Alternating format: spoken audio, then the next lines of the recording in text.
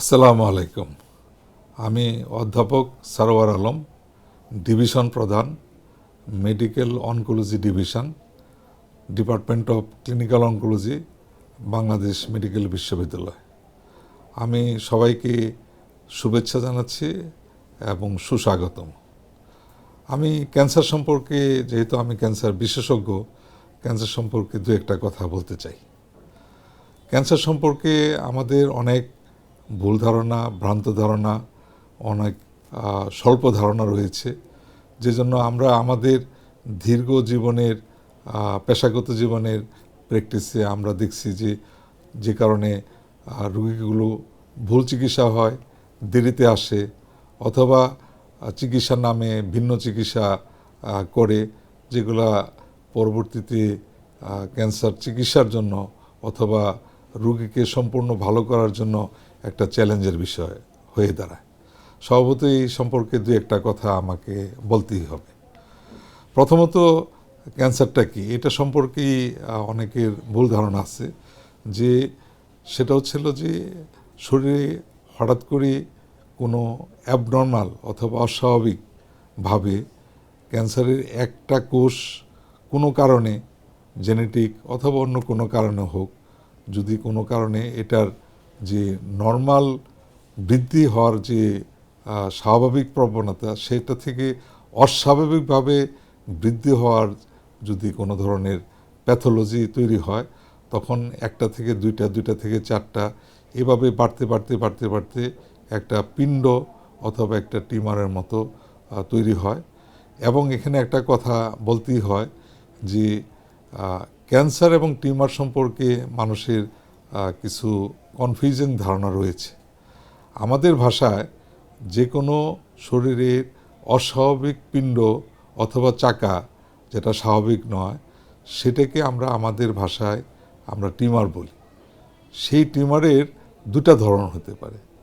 একটা হচ্ছে যে নিরীহ টাইপের, যেটা আমাদের ভাষায় আমরা বেনাইন বলি। এটা বছরের পর বছর একটা পিণ্ড অথবা একটা চাকা হিসাবে শরীরে থাকতে পারে, সেটা আর কোনো শরীরে ক্ষতি করে না, বাড়েও না, এবং কোনো ধরনের চিকিৎসা তেমন লাগে না।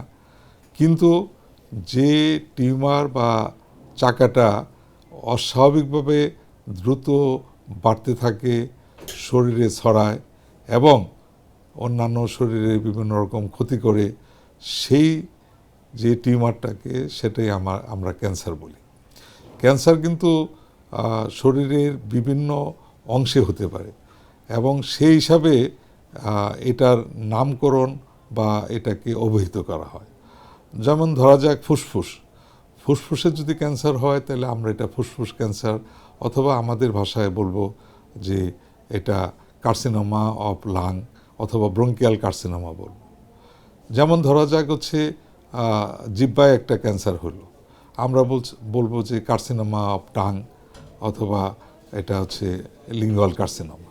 এরকম শরীরে বিভিন্ন জায়গায়, বিভিন্ন অংশে, এটা লিভার হতে পারে, এটা প্যাঙ্ক্রিয়াস হতে পারে, এটা চামড়াও হতে পারে, এটা ইউটেরাস অথবা জরায়ুতে হতে পারে, অথবা শরীরের যে কোনো জায়গা হইতে পারে। সে অনুযায়ী যে অংশের হয়েছে সে অংশের নামের সাথে মিলিয়ে আমরা এটাকে বলি। এমন কি যে রক্তও কিন্তু ক্যান্সার হতে পারে।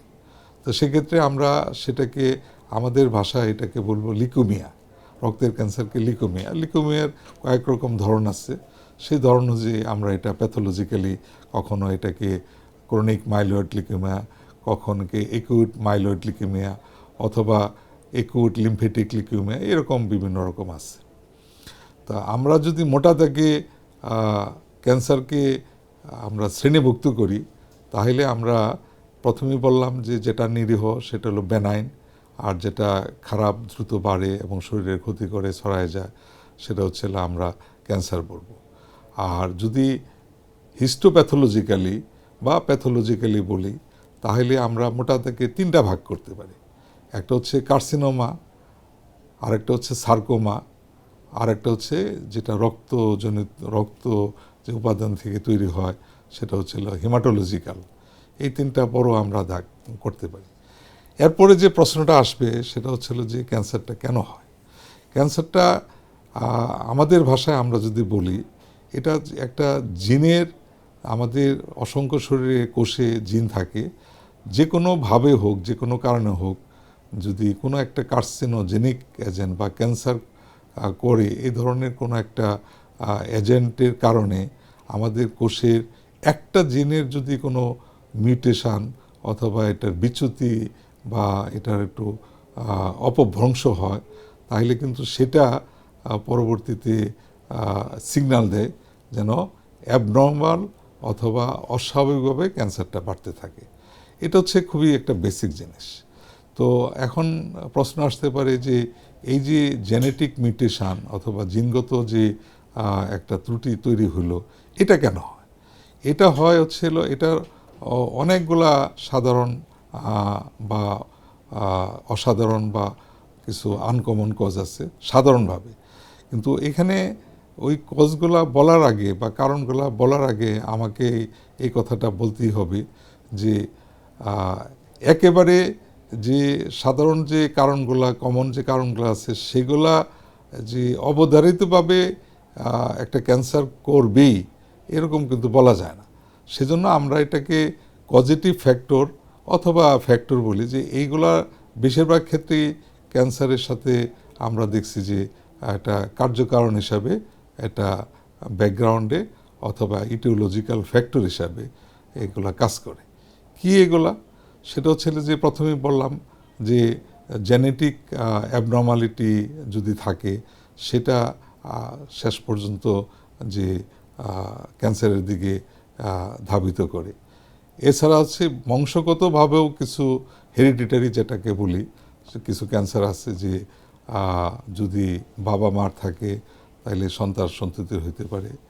এছাড়া একটা বড় এনভায়রনমেন্টাল কিছু কারণ আছে, সেই কারণগুলোর মধ্যে বড় বড় কারণগুলো হচ্ছে যে পরিবেশগতের মধ্যে আছে যে এয়ার পলিউশন অর্থাৎ বায়ু দূষণ, তারপরে ওয়াটার পলিউশন পানিতে দূষণ, তারপরে হচ্ছে কিছু কেমিক্যাল আছে যেগুলো পেশাগত অথবা অন্য কোনোভাবে আমাদের শরীরে ঢুকতে পারে, কিছু কার্সিনোজেনিক কেমিক্যাল সেটা হতে পারে।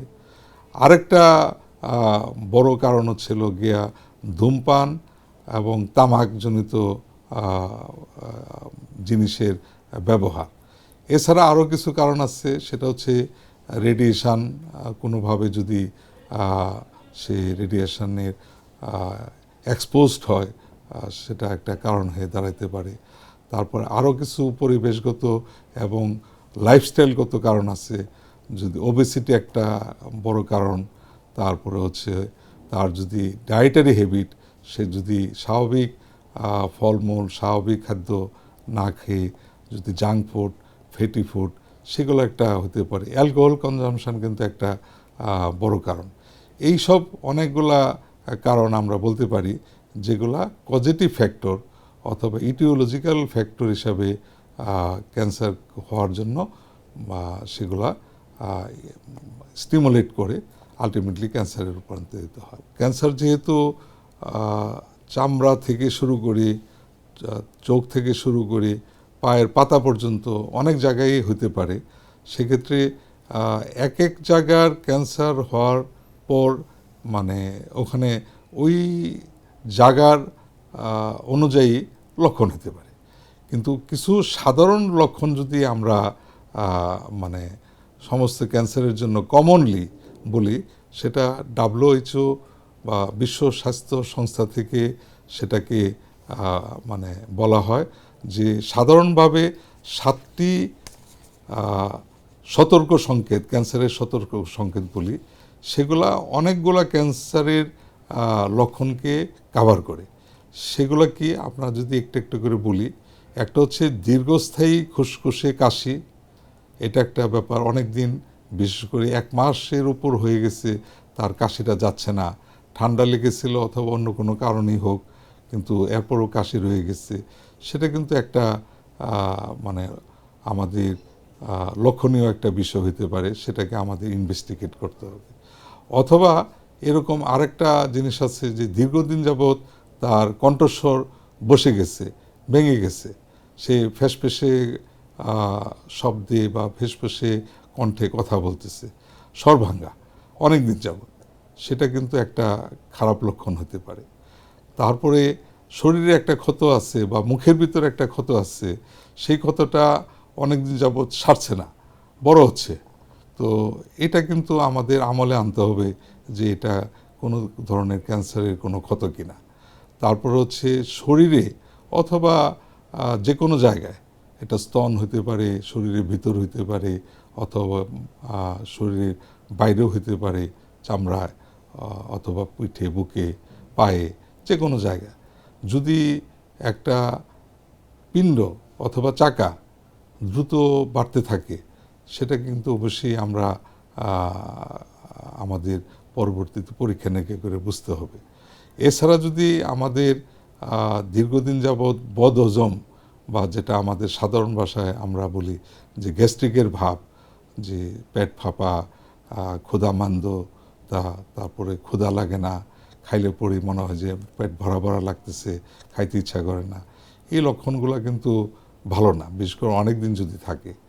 তারপরে যদি আমরা দেখি যে তার যে স্বাভাবিক পায়খানা করার যে অভ্যাস, সেটা কিছুদিন যাবৎ বদলে যাচ্ছে। কেমন, যে আগে স্বাভাবিক পায়খানা ছিল, এখন কোষ্ঠকাঠিন্য হচ্ছে, দীর্ঘদিন যাবৎ কোষ্ঠকাঠিন্য ভালো হচ্ছে না। ঠিক আবার উল্টাটাও হতে পারে, দেখা যাবে যে কিছুদিন কোষ্ঠকাঠিন্য হয়েছে, আবার তার পাতলা পায়খানা যাচ্ছে, কিছুদিন যাবৎ পাতলা পায়খানা যাচ্ছে কোনো কারণ ছাড়াই। এই যে পায়খানা করার যে একটা অভ্যাসের পরিবর্তন, সেটাকে কিন্তু আমরা ভালো চোখে দেখব না। অথবা চামড়ায় একটা আঁচিল অথবা তিল আছে, সেটা হঠাৎ করে দেখা গেল যে আঁচিলটা বড় হয়ে যাচ্ছে, অথবা তিলের সাইজটা পরিবর্তন হয়ে যাচ্ছে, সেটা কিন্তু একটা লক্ষণীয় বিষয় এবং একটা কারণ। এছাড়া কিন্তু শরীরের কোনো নাক দিয়া হোক, কাশি দেওয়া হোক, অথবা মাড়ি দেওয়া হোক, অথবা প্রস্রাব দেওয়া হোক, অস্বাভাবিক যদি রক্তক্ষরণ হয়, রক্ত যায়, সেটা অবশ্যই আমাদেরকে বিবেচনা আনতে হবে। এটা হচ্ছে সাধারণভাবে ক্যান্সারের 7 থেকে 10টি সতর্ক সংকেত। এরকম যদি হয়, তাহলে আমরা যেন দ্রুত চিকিৎসকের কাছে যাই এবং হচ্ছে এগুলোর সম্পর্কে পরীক্ষা নিরীক্ষা করি, বোঝার চেষ্টা করি যে আমাদের কোনো ধরনের ক্যান্সার হয়েছে কিনা। এখন আসেন যে ক্যান্সার প্রতিরোধে করণীয় কি। সবচেয়ে যে জিনিসটা আমাদের কাছে ইম্পর্টেন্ট, সেটা হচ্ছে যে আমরা যেটা বললাম যে ক্যান্সারের যে কার্যকারণগুলো আমরা দেখলাম, সেই কার্যকারণগুলোর বেশিরভাগই কিন্তু প্রতিরোধযোগ্য। দুঃখজনকভাবে সচেতন হই অথবা অসচেতন হই, আমরা সেই কার্যকারণগুলো আমাদের সামাজিকভাবে, ব্যক্তিগতভাবে, আমাদের অভ্যাস, আমাদের জীবনযাপনের মধ্যে কিন্তু রয়ে গেছে। আমরা যদি একটু সচেতন হই, তাহলে কিন্তু আমরা এই ধরনের যে কার্যকারণগুলো আছে, সেগুলা অনেকাংশেই কিন্তু আমরা এটাকে পরিহার করতে পারি। যেমন ধরা যাক হচ্ছে ধূমপান অথবা তামাক জাতীয় জিনিসের যে আমাদের বদভ্যাসগুলো আছে বা অভ্যাসগুলো আছে, সেগুলো কিন্তু আমরা সহজেই ধূমপান ত্যাগ করতে পারি, অথবা তামাক জাতীয় যে বর্জ্যগুলো, যে পণ্যগুলো আছে, সেগুলো আমরা বর্জন করতে পারি। আমরা আরেকটা কাজ করতে পারি, সেটা হচ্ছে যে আমরা সুনির্দিষ্টভাবে কিছু কিছু রোগের বা ক্যান্সারের ক্ষেত্রে কিন্তু স্ক্রিনিং প্রোগ্রাম আছে। স্ক্রিনিং প্রোগ্রামটা কি, যে কোনো ধরনের যদি কোনো সন্দেহ থাকে তার এই রোগটা হইতে পারে বা এই ক্যান্সারটা হইতে পারে, অথবা তার ফ্যামিলি হিস্ট্রি, পারিবারিক হিস্ট্রি আছে যে তার এইরকম ক্যান্সার হয়েছিল, অর্থাৎ সে একটা রিস্কের মধ্যে আছে, তার ক্ষেত্রে কিন্তু কিছু কিছু ক্যান্সারের স্ক্রিনিং প্রোগ্রাম আছে। যেমন ধরা যাক হচ্ছে ব্রেস্ট ক্যান্সার, যদি তার বাবা, মায়ের অথবা তার বোনের ব্রেস্ট ক্যান্সার হয়ে থাকে, সে কিন্তু একটা ঝুঁকির মধ্যে আছে। এবং যাদের বিয়ে দেরিতে হয়, অথবা মাসিক তাড়াতাড়ি হয়, অথবা হচ্ছিল তাদের যদি মেনস্ট্রুয়েশন দেরিতে বন্ধ হয়, এবং তাদের যদি বাচ্চা নিতে দেরি করে, এবং যদি ব্রেস্ট ফিডিং না হয়, এই ধরনের যে মহিলারা আছে, তারা কিন্তু ব্রেস্ট ক্যান্সার হওয়ার ঝুঁকিতে আছে, সেসব ক্ষেত্রে কিন্তু ব্রেস্ট ক্যান্সার স্ক্রিনিং প্রোগ্রাম আছে। সেটা আমাদের সমস্ত ডিস্ট্রিক্ট পর্যায় থেকে শুরু করি মেডিকেল কলেজ, আমাদের বাংলাদেশ মেডিকেল বিশ্ববিদ্যালয়ে ব্রেস্টের জন্য স্ক্রিনিং প্রোগ্রাম আছে। তারা এখানে আসবে, সিম্পল ভাবে ওখানে যে স্বাস্থ্যকর্মী এবং চিকিৎসকরা আছে তাদের কাছে গেলে সিম্পলি তারা কিছু সাধারণ পরীক্ষা করে দেখে যে ব্রেস্ট ক্যান্সার হওয়ার সম্ভাবনা বা ঝুঁকিতে আছে কিনা। সেজন্য পরবর্তীতে আরও চিকিৎসা যদি লাগে, পরীক্ষা নিরীক্ষা লাগে, সেটা তার করতে হয়। এরকম যারাও মুখের ক্যান্সারের ক্ষেত্রে কিন্তু সারা বাংলাদেশে মেডিকেল কলেজ এবং ডিস্ট্রিক্ট লেভেলে এবং বাংলাদেশ মেডিকেল বিশ্ববিদ্যালয়ে কিন্তু স্ক্রিনিং প্রোগ্রাম আছে। এছাড়াও বিভিন্ন সরকারি বেসরকারি প্রতিষ্ঠান হাসপাতালগুলোতে বিভিন্ন ক্যান্সারের, যেমন কোলন ক্যান্সার, যেমন মুখ গহ্বরের ক্যান্সার, ফুসফুসের ক্যান্সার, অথবা অন্য আরও কয়েকটা কমন ক্যান্সার, সেই ক্যান্সারের স্ক্রিনিং প্রোগ্রামের একটা প্যাকেজ প্রোগ্রাম আছে। তারা একটা মেয়াদ অন্তর অন্তর হতে পারে বছরে একবার অথবা 2 বছরে একবার সেই প্যাকেজ ক্যান্সার স্ক্রিনিং প্যাকেজ প্রোগ্রামের আওতায় সাধারণ কিছু টেস্ট করে কিন্তু বুঝতে পারে যে সে কি ক্যান্সারের ঝুঁকিতে আছে কি না। তাহলে কি হয়, স্ক্রিনিং করলে আমরা 3টা জিনিস পেয়ে যাই। একটা হচ্ছে যে সে ঝুঁকিপূর্ণ কিনা, তার ক্যান্সার হওয়ার সম্ভাবনা আছে কিনা, আর যদি ক্যান্সার হয়ে থাকে তাহলে সে সূচনায় ধরা পড়বে, এবং সূচনায় ধরা পড়লে তার ক্যান্সারটা সহজে চিকিৎসা করে সে তার ভালো হওয়ার যে সমধিক সম্ভাবনা সেটা কিন্তু বেড়ে যাবে। এখন আছেন যে ক্যান্সার চিকিৎসার সুযোগ সুবিধাগুলো, অথবা ক্যান্সারের কী চিকিৎসা আছে সেটা যদি বলি, ক্যান্সারের মূলত আমরা যদি মোটা তাকে ভাগ করি তাহলে 3 ধরনের চিকিৎসা আছে। সেটা হচ্ছে যদি অপারেশন যোগ্য কোনো ক্যান্সার হয়ে থাকে শরীরের কোথাও, তাহলে এটা অপারেশন করে ফেলে দিতে হবে। অপারেশনের আগে পরে অনেক সময় অন্য চিকিৎসা লাগে। আরেকটা হচ্ছিল কেমোথেরাপি। কেমোথেরাপি হচ্ছিল যে এটা অপারেশন করা আগেও লাগে, করার পরেও লাগতে পারে, এমনকি যদি অপারেশন করার মতো পরিস্থিতি না থাকে সেক্ষেত্রেও কিন্তু কেমোথেরাপি দিয়ে ক্যান্সারের চিকিৎসা করা হয়। আরেকটা খুব ইম্পর্টেন্ট চিকিৎসা আছে, সেটা হচ্ছে রেডিওথেরাপি। রেডিওথেরাপি হচ্ছে এক ধরনের বিকিরণ চিকিৎসা। আমরা যেমন এক্সরে দিয়ে বুকের এক্সরে করি বা হাড়ের এক্সরে করি, সেই এক্সরে দিয়েও কিন্তু চিকিৎসাও করা যায়, ক্যান্সারের চিকিৎসা করা যায়। মেশিনটা আলাদা, সেই মেশিনটাকে লিনিয়ার অ্যাক্সিলারেটর মেশিন বলে, বা আমরা সংক্ষেপে লাইনাক বলি। সেই লাইনাক থেকে বিকিরণ চিকিৎসাটা দিয়ে আমরা ফ্রুটফুল অথবা ফলপ্রসূ ক্যান্সারের চিকিৎসা আমরা করি। সেটা অনেক সময় সরাসরি শুধু রেডিওথেরাপি দিয়া, অথবা অপারেশনের পরে, অথবা কেমোথেরাপির সাথে যোগ করে এটাকে কনকারেন্ট কেমো রেডিওথেরাপি বলে সেই চিকিৎসাটা আমরা দিতে পারি। এই চিকিৎসাগুলি কি বাংলাদেশে কেমন অ্যাভেলেবল? আমি বলবো যে আমাদের দেশে সার্জারি বহু পরিবর্তন হয়েছে, বহু উন্নতি হয়েছে, যেজন্য এখন অর্গান ভিত্তিক অথবা অঙ্গভিত্তিক, ফুসফুসের জন্য আলাদা সার্জন আছে, লিভারের জন্য আলাদা সার্জন আছে, কোলনের জন্য আলাদা সার্জন আছে। তো সুতরাং এবং কিডনি অথবা মূত্রথলির জন্য আলাদা সার্জন আছে, এবং ক্যান্সারের অপারেশনের জন্য আমরা এটাকে ক্যান্সার সার্জারি বলি, সেই সাবজেক্টটাও আমাদের দেশে ডেভেলপ করছে, সেটাকে সার্জিক্যাল অনকোলজি বলে। সেই সার্জিক্যাল অনকোলজির সুবিধা এবং ডিপার্টমেন্ট কিন্তু বাংলাদেশ মেডিকেল বিশ্ববিদ্যালয় সহ বিভিন্ন মেডিকেল কলেজ এবং বিভিন্ন বেসরকারি হাসপাতালগুলো কিন্তু রয়েছে, এবং আমাদের দক্ষ সার্জনরা আছেন। এখন পাশাপাশি কেমোথেরাপি ক্ষেত্রে বলি, একসময় হচ্ছে যারা কেমোথেরাপি প্র্যাকটিস করে তারা ক্লিনিক্যাল অনকোলজিস্ট অথবা অনকোলজিস্ট অথবা মেডিকেল অনকোলজিস্ট, তারাই হচ্ছে কেমোথেরাপি প্র্যাকটিস করে। কেমোথেরাপি ড্রাগগুলো একসময় আমাদের দেশে খুবই অপ্রতুল ছিল। কিছু কিছু আজ থেকে 30 বছর 40 বছর আগে শুধুমাত্র ড্রাগগুলা, এই ক্যান্সারের যে ড্রাগগুলো সেগুলো আমাদের আমদানি করতে হতো, এবং কিছু মাল্টিন্যাশনাল কোম্পানি সীমিতভাবে কিছু ওষুধ এখানে প্রোডাকশন করতো এবং নিয়ে আসতো। সেই অবস্থাটা থেকে পরিবর্তন হয়ে এখন বহুগুলো আমাদের দেশীয় ফার্মাসিউটিক্যাল তাদের ক্যান্সার ডিভিশন বা অনকোলজি ডিভিশন থেকে অ্যান্টি ক্যান্সার ড্রাগ প্রচুর পরিমাণে তারা ম্যানুফ্যাকচার করতেছে। এবং এখানে খুবই আপনাদের জানার বিষয় এটা যে এটা যে বাইরে যে দাম এবং আগে যে আমদানি করা হইতো যে দাম, তার থেকে বহু গুণে এই দেশীয়ভাবে প্রোডাকশন করাতে এগুলা দাম কমে আসছে এবং হাতের নাগালে বেরিয়ে আসছে। এখানে আরেকটা কথা আমরা বলি, সেটা হচ্ছিল যে এই ওষুধগুলার রকম ফের আছে।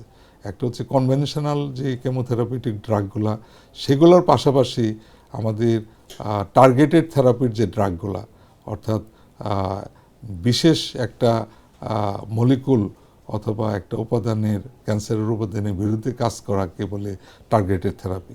সেই টার্গেটেড থেরাপির যে ড্রাগগুলা, যেমন মনোক্লোনাল অ্যান্টিবডি, তারপর হচ্ছে ইমিউন চেক পয়েন্ট ইনহিবিটর, তারপর হচ্ছে টাইরোসিন কাইনেজ ইনহিবিটর, এই ধরনের ড্রাগগুলোও কিন্তু আসছে। এই যে বললাম যে ইমিউন চেক পয়েন্ট ইনহিবিটর, এগুলো কিন্তু এক ধরনের ইমিউনোথেরাপিউটিক এজেন্ট এবং ইমিউনোথেরাপি সম্পর্কে মানুষের অনেক জানবার বিষয় আছে। আমি জানাচ্ছি যে এই যে ইমিউনোথেরাপিউটিক এজেন্টগুলা, সেগুলা আমাদের প্রোডাকশন হচ্ছে, বিভিন্ন ফার্মাসিউটিক্যালগুলো প্রোডাকশন করতেছে, তাতে করে ইমিউনোথেরাপিগুলো আমরা এখানে বিভিন্ন ক্যান্সারের জন্য দিতে পারছি।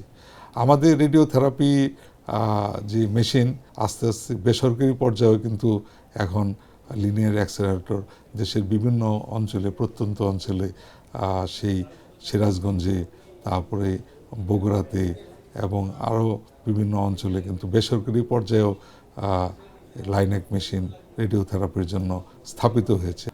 পরিশেষে আমি যেটা বলবো সেটা হচ্ছিল যে ক্যান্সার নিয়ে যে ভ্রান্ত ধারণাগুলো, সেগুলো আমাদের কাছে আপনারা আসুন। বিভিন্ন সচেতনতামূলক প্রোগ্রাম যেগুলো বিভিন্ন মিডিয়াতে হয়, এবং আমরা বিভিন্ন সময় আমাদের ইন্টারভিউ বা সাক্ষাৎকারে এবং পত্রিকাতে এবং বিভিন্ন ইউটিউব চ্যানেলগুলোতেও আমরা বিভিন্ন ইন্টারভিউ দিয়ে থাকি। সেগুলো আপনারা শুনুন, তাহলে ক্যান্সার সম্পর্কে আপনাদের যে ভ্রান্ত ধারণা এবং অন্যান্য তথ্যাবলী যেগুলা জানার প্রয়োজন, সেগুলো আপনারা জানবেন। এবং আমি যে 7 থেকে 10টি সাধারণ লক্ষণ বললাম ক্যান্সারের সতর্ক সংকেত, এই ধরনের যদি কিছু হয়ে থাকে, আপনারা সঙ্গে সঙ্গে ক্যান্সার বিশেষজ্ঞর কাছে আসবেন। এবং যদি ক্যান্সার বিশেষজ্ঞ আপনার হাতের কাছে নাগালের মধ্যে আপনি না পান, অন্তত পক্ষে একজন মেডিকেল অফিসার বা রেজিস্টার্ড ডক্টরের কাছে যাবেন। উনি সাধারণভাবে কিছু পরীক্ষা নিরীক্ষা করে তারপরে ক্যান্সার বিশেষজ্ঞদের কাছে রেফার করবে, এবং আমরা যেন সূচনায় ক্যান্সার ধরতে পারি, ধরে চিকিৎসা করি, তাহলে বেশিরভাগ ক্যান্সারই আমাদের ভালো হয়ে যাবে। সবাই ভালো থাকুন, আমার ক্যান্সারের পেশেন্টগুলো ভালো থাকুক, যারা ক্যান্সার সারভাইভার তারা ভালো থাকুক। সবাইকে আবারও ধন্যবাদ এবং শুভেচ্ছা জানিয়ে আমার বক্তব্য শেষ করছি। ভালো থাকুন। আসসালামু আলাইকুম।